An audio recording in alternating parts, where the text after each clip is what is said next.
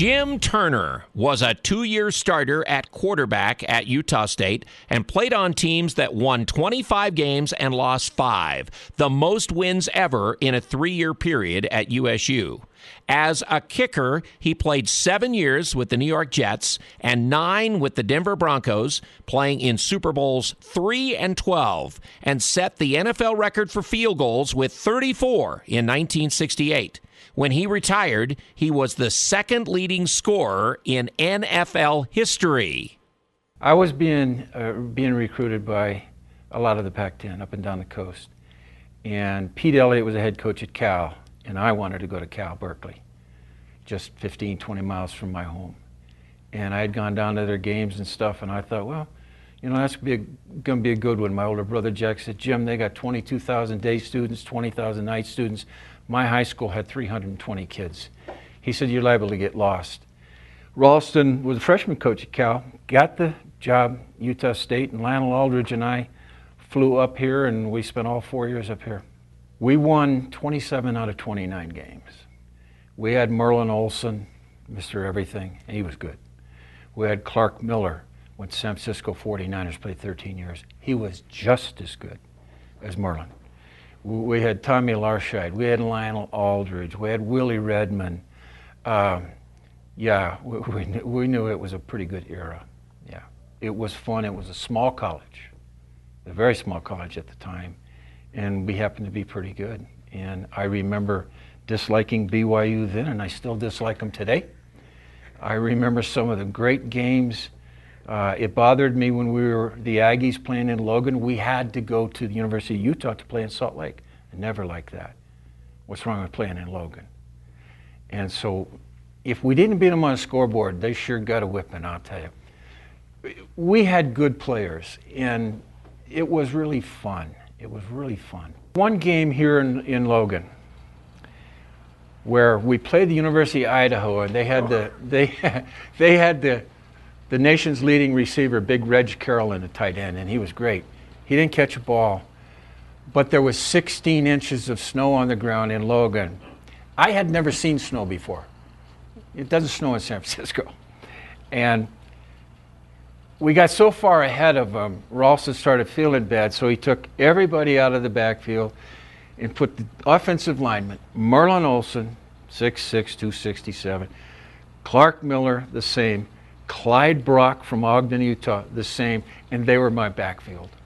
And I remember handing the ball off to Merlin. He's laughing so hard, he falls face first into the snow. And then I said, Clyde, it's your turn. He says, well, how do you give it to me? I'll put it in your fat belly, Clyde. And it was so much fun, but Merlin doing a face plant in the snow, I'll never forget that. We were laughing so hard. Remember, there's 2 leagues. There's the American Football League and the National Football League. Hated each other. Wish it was still the same. Now they're all combined and mishmash.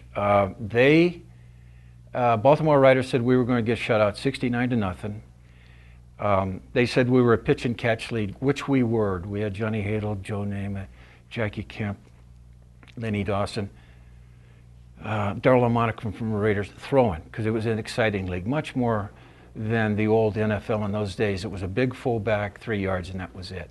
And we had Joe Namath. Joe's in his own world. Joe's one of the great players in. I believe the rumor that was said, had we lost Super Bowl III, there would not be another Super Bowl, because the NFL had dominated the first 2. And we played a very good team. Baltimore Colts had 7 shutouts that year. They had Earl Morrall, Player of the Year. They had everybody, and they were wonderful. We just had a guy with white shoes on, and no one had ever worn white shoes in a football game before. That really got him upset. 34 men on the roster. 2 tight ends go down in the same game, so the punter and I have to play tight end. I'm 198 pounds then.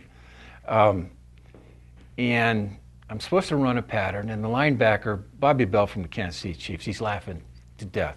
Jim, what are you doing? I said, Bobby, don't hit me. And they send me on a pattern, and I ran over the cornerback, and everybody would laugh, and so therefore, here comes Tank. Well, I had talked to George Blanda early on in my career because I admired him. He played 26 years. And he also played linebacker and a quarterback in the old days. And I asked him what he was thinking about when you go out when the clock is ticking down to nothing. I liked that when I was in high school. And he just instilled in me, and I'd already had it, but maybe hadn't realized it. I'd walk out there and say, thanks for letting it be me, whether I make it or I miss it. What boy doesn't want to carry the ball, hit the ball out of the park in the bottom of the ninth? You know, I wanted it to be me. Didn't always work out, but I wanted it to be me. There's just one more thing I wanted to say, what an honor it is to go in with Roy Shivers, one of the greatest football players Utah State's ever had. I got to play with an All-American, pure All-American, Merlin. He was pure All-American. Not only that, he's a pretty good football player in the pros too. And I get to go in with him. Tell me who's honored? Me. I feel great about that.